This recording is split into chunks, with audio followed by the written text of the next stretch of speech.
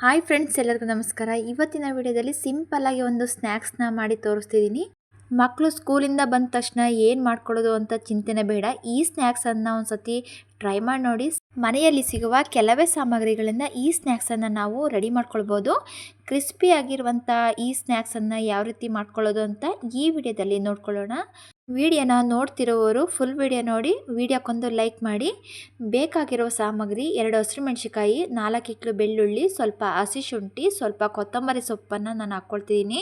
1/4 table ಸ್ಪೂನಷ್ಟು chat masala, 1/4 table ಸ್ಪೂನಷ್ಟು ಪುಡಿ ಉಪ್ಪು, ಸ್ವಲ್ಪ ನೀರು ಹಾಕ್ಕೊಂಡು ನಾವು ನುಣ್ಣಗೆ ಗ್ರೈಂಡ್ ಮಾಡ್ಕೊಳ್ಬೇಕು.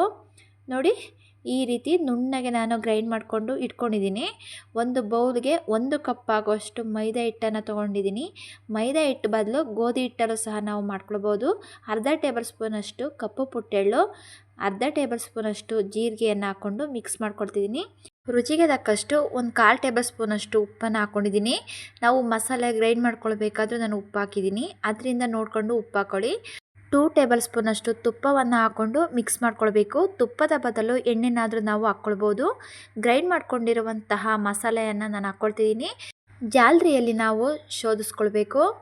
ನೋಡಿ, ಅದರಲ್ಲಿ ಸ್ವಲ್ಪ ತರಿ ಇರೋದ್ರಿಂದ ನಾವು ಈ ರೀತಿ ಶೋಧಿಸ್ಕೊಳ್ಳೋಣ. ಅದರಲ್ಲಿ ಇನ್ನೂ ಮಸಾಲೆ ಇರೋದ್ರಿಂದ ಸ್ವಲ್ಪ ನೀರು ಹಾಕ್ಕೊಂಡು ನಾವು ಈ ರೀತಿ ಮಾಡ್ಕೊಳ್ಬೇಕು. ನೋಡಿ, ಈಗ ನಾನು ನೀಟಾಗಿ ಅದನ್ನು ಶೋಧಿಸ್ಕೊಂಡಿದ್ದೀನಿ. ಹಿಟ್ಟನ್ನ ಈಗ ನಾವು ಮಿಕ್ಸ್ ಮಾಡ್ಕೊಳ್ಳೋಣ. ಮಸಾಲೆ ಎಲ್ಲ ನೀಟಾಗಿ ಎಲ್ಲ ಕಡೆಯೂ ಮಿಕ್ಸ್ ಆಗಬೇಕು, ಆ ರೀತಿ ನಾನು ಮಿಕ್ಸ್ ಮಾಡ್ಕೊಂಡಿದ್ದೀನಿ. ಈಗ ನೀರನ್ನು ಹಾಕ್ಕೊಳ್ಳೋಣ. ನಮಗೆ ಎಷ್ಟು ಬೇಕೋ ಅಷ್ಟು ನೋಡಿಕೊಂಡು ನೀರನ್ನು ಹಾಕ್ಕೊಂಡು ನಾದ್ಕೊಳ್ಬೇಕು. ನೋಡಿ, ಹಿಟ್ಟನ್ನು ಸ್ವಲ್ಪ ಸಾಫ್ಟಾಗಿ ನಾವು ನಾದ್ಕೊಳ್ಳೋಣ. 1 ಟೇಬಲ್ ಸ್ಪೂನಷ್ಟು ಎಣ್ಣೆಯನ್ನು ಹಾಕ್ಕೊಂಡು ನಾದ್ಕೊಳ್ತಿದ್ದೀನಿ. ಕೈಗೆ ಅಂಟಬಾರ್ದು ಅನ್ನೋದಕ್ಕೋಸ್ಕರ 1 ಟೇಬಲ್ ಸ್ಪೂನಷ್ಟು ಎಣ್ಣೆಯನ್ನು ಹಾಕ್ಕೊಂಡು ನಾದ್ಕೊಳ್ಬೇಕು. ಸಾಫ್ಟಾಗಿ ಬರಬೇಕು ಹಿಟ್ಟು, ಅಲ್ಲಿವರೆಗೂ ನಾನು ನಾದ್ಕೊಂಡಿದ್ದೀನಿ. ಪ್ಲೇಟ್ ಮುಚ್ಚಿ ಒಂದು 5 ನಿಮಿಷ ಅದನ್ನು ನೆನೆಸೋದಕ್ಕೆ ಇಟ್ಕೊಳ್ಳೋಣ. 5 ನಿಮಿಷ ಆಗಿದೆ. ಈಗ ಪ್ಲೇಟನ್ನು ತೆಗೆದ್ಬಿಟ್ಟು ಹಿಟ್ಟನ್ನು ಇನ್ನೊಂದು ಸಲ ನಾನು ನಾದ್ಕೊಳ್ತೀನಿ. ಸ್ನ್ಯಾಕ್ಸ್ ನಾನು ಇನ್ಸ್ಟೆಂಟಾಗಿ ಮಾಡ್ಕೊಳ್ಳೋದ್ರಿಂದ ಹಿಟ್ಟನ್ನು ಚೆನ್ನಾಗಿ ನಾದ್ಕೊಳ್ಬೇಕು. ಮತ್ತು ನಾನು ಜಾಸ್ತಿ ಹೊತ್ತು ಇಲ್ಲಿ ನೆನೆಸೋದಕ್ಕೆ ಇಟ್ಕೊಂಡಿಲ್ಲ ಹಿಟ್ಟನ್ನು. ನಾವು ಆವಾಗಲೇ ಮಾಡ್ಕೊಳ್ಳೋದ್ರಿಂದ ಈ ರೀತಿ ಚೆನ್ನಾಗಿ ನಾದ್ಕೊಳ್ಬೇಕು. ಈಗ ನಾದಿದಾಗಿದೆ. ಈಗ ನಾವು ಹಿಟ್ಟನ್ನು ಲಟ್ಟಿಸ್ಕೊಳ್ಳೋಣ. ನಮಗೆ ಎಷ್ಟು ಹಿಟ್ಟು ಬೇಕೋ ಅಷ್ಟು ಹಿಟ್ಟನ್ನು ನಾನು ಈಗ ತಗೊಳ್ತಿದ್ದೀನಿ. ನೋಡಿ, ಈಗ ನಾನು ಕಟ್ ಮಾಡ್ಕೊಳ್ತಿದ್ದೀನಿ. ಇದರಲ್ಲಿ ಒಂದು 4 ಭಾಗಗಳನ್ನಾಗಿ ಹಿಟ್ಟನ್ನು ನಾನು ರೆಡಿ ಮಾಡ್ಕೊಂಡಿದ್ದೀನಿ. ಲಟ್ಟಿಸ್ಕೊಳ್ಳೋದಕ್ಕೆ ಸ್ವಲ್ಪ ಮೈದಾ ಹಿಟ್ಟನ್ನು ಚೆಲ್ಕೊಂಡು ಈಗ ಲಟ್ಟಿಸ್ಕೊಳ್ಳೋಣ. ನೋಡಿ, ತೀರಾ ತೆಳುವಾಗೂ ನಾವು ಲಟ್ಟಿಸ್ಕೊಳ್ಬಾರ್ದು, ತೀರಾ ದಪ್ಪವಾಗೂ ಇರಬಾರ್ದು. ಒಂದು ಮೀಡಿಯಮಲ್ಲಿದ್ದರೆ ಸಾಕು. ಈಗ ನಾನು ಲಟ್ಟಿಸ್ಕೊಂಡಾಗಿದೆ. ಈಗ ನಾನಿಲ್ಲಿ ಒಂದು ಬಿಲ್ಲೆಯನ್ನು ತೊಗೊಂಡಿದ್ದೀನಿ.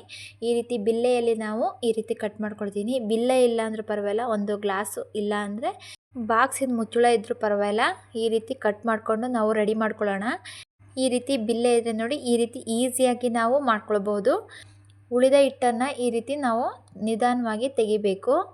ಉಳಿದ ಹಿಟ್ಟನ್ನು ಮತ್ತೆ ಒಂದು ಸಲ ನಾದ್ಕೊಂಡು ಅದರಲ್ಲಿ ಮತ್ತೆ ನಾವು ಈ ರೀತಿ ರೌಂಡ್ ಶೇಪಲ್ಲಿ ಮಾಡ್ಕೊಳ್ಬೋದು. ಈಗ ಒಂದು ಪ್ಲೇಟಿಗೆ ನಾನು ಎತ್ತಿಟ್ಕೊಳ್ತಿದ್ದೀನಿ. ಈ ರೀತಿ ನಾವು ಪುಟ್ಟದಾಗಿ ಮಾಡ್ಕೊಳ್ಳೋದ್ರಿಂದ ಮಕ್ಕಳು ಕೂಡ ತುಂಬಾ ಇಷ್ಟಪಟ್ಟು ತಿಂತಾರೆ.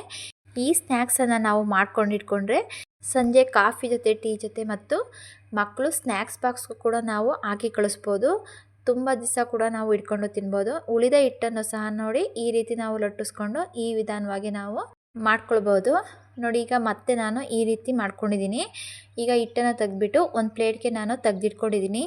ನೋಡಿ, ಈ ರೀತಿ ರೆಡಿ ಮಾಡ್ಕೊಂಡ ನಂತರ ಸ್ಟವ್ನ ನಾನು ಆನ್ ಮಾಡಿಕೊಂಡು ಎಣ್ಣೆನ ಬಿಸಿ ಆಗೋದಕ್ಕೆ ಇಟ್ಕೊಂಡಿದ್ದೀನಿ. ಎಣ್ಣೆ ಬಿಸಿಯಾದ ನಂತರ ಮಾಡ್ಕೊಂಡಿರುವಂತಹ ಹಿಟ್ಟನ್ನು ನಾನು ಈಗ ಹಾಕ್ಕೊಳ್ತಿದ್ದೀನಿ. ನೋಡಿ, ಈ ರೀತಿ ಒಂದೊಂದೇ ಈ ರೀತಿ ದೂರವಾಗಿ ನಾವು ಸ್ನ್ಯಾಕ್ಸ್ಗಳನ್ನು ಹಾಕ್ಕೊಳ್ಳೋಣ. ಸ್ಟವ್ನ ಮೀಡಿಯಮ್ ಫ್ಲೇಮಲ್ಲೇ ಇಟ್ಕೊಂಡು ನಾವು ಬೇಯಿಸ್ಕೊಳ್ಬೇಕು. ಜಾಸ್ತಿ ಉರಿಯಲ್ಲಿ ನಾವು ಬೇಯಿಸ್ಕೊಳ್ಬಾರ್ದು. ಜಾಸ್ತಿ ಉರಿಯಲ್ಲಿ ನಾವು ಬೇಯಿಸ್ಕೊಂಡ್ರೆ ಒಳಗಡೆ ಬೆಂದಿರಲ್ಲ, ಮೇಲೆ ಕಲರ್ ಮಾತ್ರ ಚೇಂಜ್ ಆಗುತ್ತೆ. ಸ್ವಲ್ಪ ಹೊತ್ತಿಗೆಲ್ಲ ಅದು ಮೆತ್ತಗಾಗ್ಬಿಡುತ್ತೆ. ಅದರಿಂದ ನಾವು ಸ್ಟವ್ನ ಮೀಡಿಯಮ್ ಫ್ಲೇಮಲ್ಲೇ ಇಟ್ಕೊಂಡು ಬೇಯಿಸ್ಕೊಳ್ಬೇಕು. ಈ ರೀತಿ ಬೇಯಿಸ್ಕೊಳ್ಳೋದ್ರಿಂದ ನಾವು ಎಷ್ಟು ದಿನ ಇಟ್ಕೊಂಡು ಬೇಕಾದರೂ ತಿನ್ಬೋದು. ಎಷ್ಟು ದಿನ ಇಟ್ಟರು ಅದೇ ರೀತಿ ಗರಿಯಾಗಿ ತುಂಬಾ ಚೆನ್ನಾಗಿರುತ್ತೆ. ಈಗ ಕಲರ್ ಚೇಂಜ್ ಆಗೋವರೆಗೂ ಬೇಯಿಸ್ಕೊಳ್ಳೋಣ. ನೋಡಿ, ಈಗ ಕಲರ್ ಚೇಂಜ್ ಆದ ನಂತರ ಸ್ವಲ್ಪ ಕರಿಬೇವಿನ ಸೊಪ್ಪನ್ನು ಹಾಕ್ಕೊಳ್ತೀನಿ. ಕರಿಬೇವಿನ ಸೊಪ್ಪು ಹಾಕೋದ್ರಿಂದ ಟೇಸ್ಟ್ ಕೂಡ ಚೆನ್ನಾಗಿರುತ್ತೆ, ಫ್ಲೇವರ್ ಕೂಡ ತುಂಬಾ ಚೆನ್ನಾಗಿರುತ್ತೆ. ಈಗ ಚೆನ್ನಾಗಿ ಅದು ಬೆಂದಿದೆ. ಕಲರ್ ಕೂಡ ಗೋಲ್ಡನ್ ಕಲರ್ ಆಗಿ ತುಂಬಾ ಚೆನ್ನಾಗಿ ಬಂದಿದೆ. ಈಗ ಎಣ್ಣೆನೆಲ್ಲ ಸೋಸ್ಕೊಂಡ್ಬಿಟ್ಟು ನಾವು ಸ್ನ್ಯಾಕ್ಸ್ಗಳನ್ನು ತಗೊಳ್ಳೋಣ. ನೋಡಿ, ಎಣ್ಣೆನೆಲ್ಲ ನೀಟಾಗಿ ಸೋಸ್ಕೊಂಡು ಒಂದು ಪ್ಲೇಟ್ಗೆ ನಾನು ತಗೊಳ್ತಿದ್ದೀನಿ.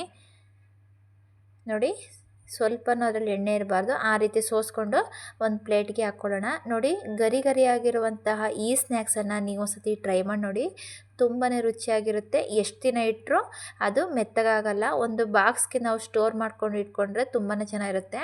ಮುರಿದ್ಬಿಟ್ಟು ತೋರಿಸ್ತೀನಿ ನೋಡಿ ಯಾವ ರೀತಿ ಕ್ರಿಸ್ಪಿಯಾಗಿ ಬಂದಿದೆ ಅಂತ. ಕಾಫಿ ಟೀ ಇಲ್ಲ ಅಂದರೆ ಈ ರೀತಿ ಸಾಸೊಂದಿಗೆ ನಾವು ತಿನ್ನೋದಕ್ಕೆ ತುಂಬಾ ಚೆನ್ನಾಗಿರುತ್ತೆ. ಈ ರೆಸಿಪಿ ನಿಮಗೆ ಇಷ್ಟ ಆಯಿತು ಅಂದರೆ ನನ್ನ ಚಾನಲನ್ನು ಸಬ್ಸ್ಕ್ರೈಬ್ ಮಾಡಿಕೊಂಡು ಪಕ್ಕದಲ್ಲಿರುವಂತಹ ಬೆಲ್ ಬಟನನ್ನು ಕ್ಲಿಕ್ ಮಾಡಿ. ವಿಡಿಯೋ ನೋಡಿದ್ದಕ್ಕೆ ತುಂಬಾ ಧನ್ಯವಾದಗಳು.